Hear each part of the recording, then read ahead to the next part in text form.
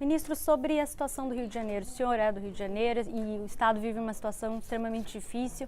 A Polícia Federal diz que havia uma organização criminosa entre o Legislativo, o Executivo, o Tribunal de Contas para desviar recursos públicos. Como o senhor vê essa decisão da Alerj de revisar, de derrubar a prisão do presidente da Assembleia de Deputados do PMDB? Bom, eu entendo que essa é uma decisão lamentável, decorrente de uma interpretação incorreta feita em razão da decisão do Supremo Tribunal Federal por 6-5, apertada a maioria, e, portanto, eu entendo que essa decisão, a tese dessa decisão vai voltar ao plenário, mas eles se basearam naquela decisão para entender que deputados estaduais têm as mesmas imunidades dos congressistas federais, por força de um artigo 27, parágrafo 3º da Constituição Federal.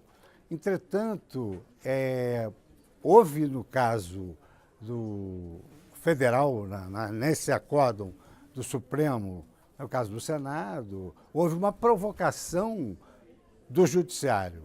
E as assembleias estaduais estão utilizando de maneira vulgar e promíscua essa decisão do Supremo, sem provocação em relação ao Judiciário.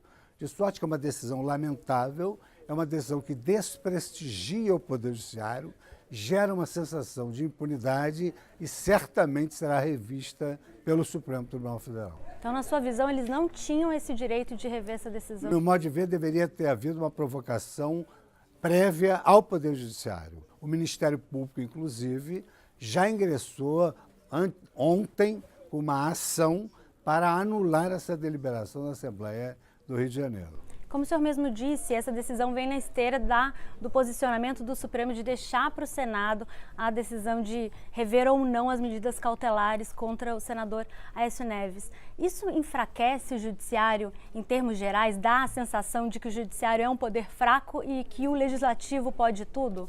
Bom, é preciso se colocar como as coisas estão na Constituição.